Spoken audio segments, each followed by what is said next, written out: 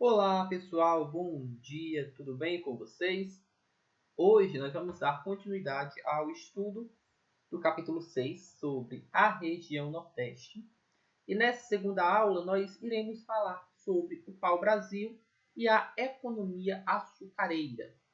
Dentro dos ciclos econômicos que se desenvolveram no Brasil no período colonial, o pau-brasil e a cana-de-açúcar foram as duas atividades econômicas que se desenvolveram nas terras que hoje correspondem à região Nordeste.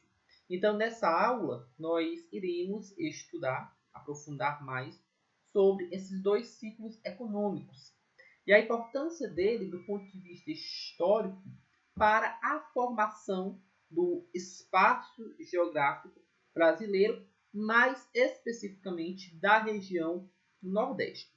Então vamos aí pontuar algumas questões importantes, certo? Primeiro, o pau-brasil ele marca o início da exploração da colônia. Né? Os portugueses que, num primeiro momento, né, naquele período chamado pré-colonial, 1500 a 1530, não demonstravam tanto interesse em explorar as terras brasileiras, até mesmo pela falta de produtos que talvez lhe conferisse-lhe um maior lucro, né, um maior desenvolvimento das atividades mercantis, especificamente na Europa, eles enxergaram no pau-brasil, viram no pau-brasil uma possibilidade de um negócio rentável. Principalmente porque o pau-brasil, né, ele tinha uma pigmentação avermelhada que era muito interessante para o tingimento de tecido. Então, de 1500 até 1530, né, o pau-brasil ele se configurou como principal e praticamente única atividade econômica do Brasil colonial. Essa exploração ela se concentrou nas terras principais, principalmente onde hoje é o Nordeste brasileiro. É importante destacar que essa exploração ela se deu muito no litoral, mesmo porque os portugueses eles tiveram a dificuldade de avançar mais para o interior. E aí, à medida que eles iam, né, extraindo o pau-brasil, havia um forte conflito, né, entre os nativos, no qual os portugueses denominaram de indígenas, de índio, e os colonizadores. Isso porque a visão do aspecto cultural, a visão de vida, até mesmo podemos dizer assim, do nativo do Brasil e os portugueses, os colonizadores, era muito distinta, era muito diferente. O indígena ele tinha aquela visão muito ligado a extrair da natureza apenas aquilo que era necessário. Já os portugueses têm uma visão mais mercantilista do lucro, de extrair realmente para a venda. E aí, com isso, houve um forte conflito, né, inicialmente ali entre nativos e colonizadores em relação à exploração do pau-brasil. E aí, o processo econômico, né, o desenvolvimento da economia, ela se dava basicamente da seguinte maneira. Tinha-se inicialmente a extração do pau-brasil, né, feita em boa parte pela mão de obra dos nativos. Explico já um pouco essa relação da mão de obra. Nessa madeira, ela era guardada nos depósitos das feitorias. Feitorias eram uma espécie de cofre no qual os portugueses, os colonizadores, eles depositavam produtos de maior valor, como, por exemplo, o pau-brasil. Depois que ele era guardado e ele era transportado em navios, né, nas caravelas, até Portugal, onde lá era comercializado para toda a Europa. E aí, na relação de trabalho, é importante a gente destacar algumas questões. A mão de obra utilizada foi a indígena. Inicialmente, para tentar diminuir aquele conflito que eu mencionei inicialmente na relação que se dava entre os nativos e os colonizadores, devido à visão de mundo muito diferente, né, ao aspecto cultural em si, eles realizaram a prática de escambo. E aí, o que é o escambo? O escambo é a prática no qual os portugueses trocavam madeira para o Brasil, que tinha um alto valor no mercado europeu, por bugigangas, né? Podemos chamar assim, produtos baratos, produtos que para o português não tinham alto valor e ele, né, fazia uma troca aí bem vantajosa para eles. Era espelhos, era pente. Então, era coisas que para o indígena, nossa, imagina você, o indígena, ver um espelho, por exemplo, no qual ele podia ver o seu próprio reflexo. Aquilo para ele era algo muito, né? O indígena não tinha contato com isso, né? Então, ele dessa forma a prática do escambo ela foi praticada durante um certo período. Depois, haja visto que o escambo já não mais satisfazia os indígenas, foi uma tentativa realmente de escravizar os indígenas, de escravizar os nativos.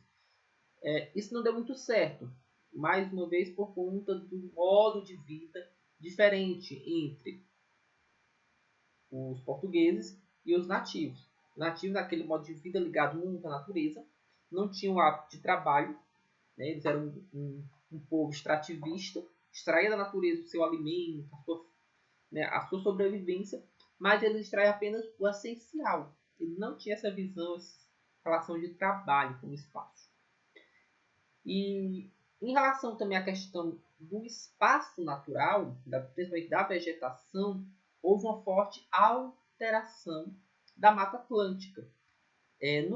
Na Mata Atlântica, ela foi uma vegetação que antes da chegada dos portugueses, ela predominava principalmente no litoral nordestino.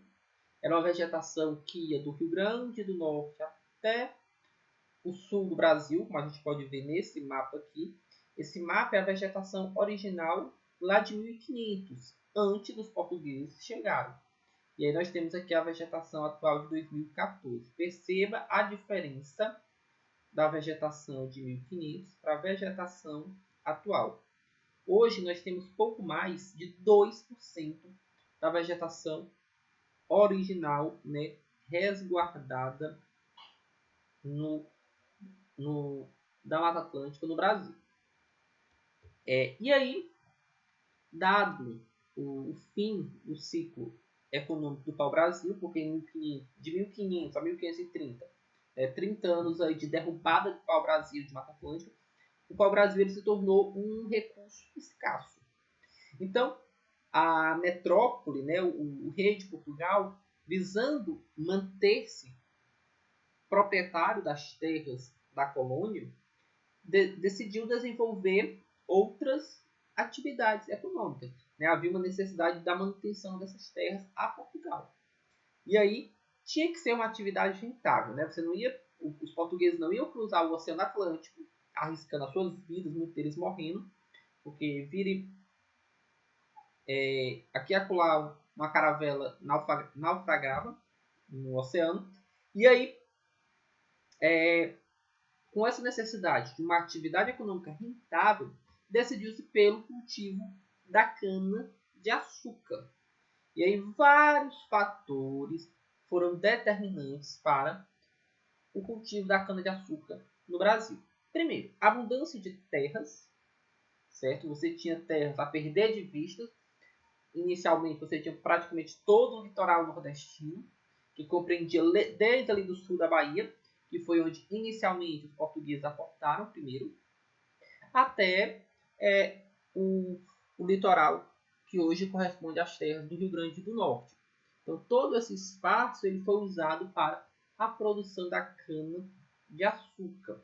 O tipo de solo muito apropriado para esse cultivo é além da questão do clima, no qual a cana-de-açúcar se adaptou muito bem. É importante lembrar que a cana-de-açúcar ela não é uma planta, certo, nativa do Brasil. Ela foi traga pelos portugueses no período colonial. E os portugueses optaram pela cana-de-açúcar porque eles já tinham conhecimento da técnica de produção. Eles já sabiam como produzir a cana-de-açúcar. Então, dado essa característica, certo? Optou-se pelo cultivo de cana-de-açúcar, além de ser um produto extremamente caro no mercado europeu. O açúcar só era consumido pela alta classe europeia. Não era todo mundo que podia comprar um açúcar. E tipo assim, o consumo dele era muito pequeno, né? Em relação, pequeno em que sentido? As famílias era o açúcar mascavo, né? Eu sempre conto que era a ideia de você tinha um bloquinho de açúcar e você mergulhava ele no café, no chá, dava 2 mergulhozinhos, que é para economizar o açúcar, porque era algo caro. Então, por ser caro, os portugueses desenvolveram essa atividade com maior força.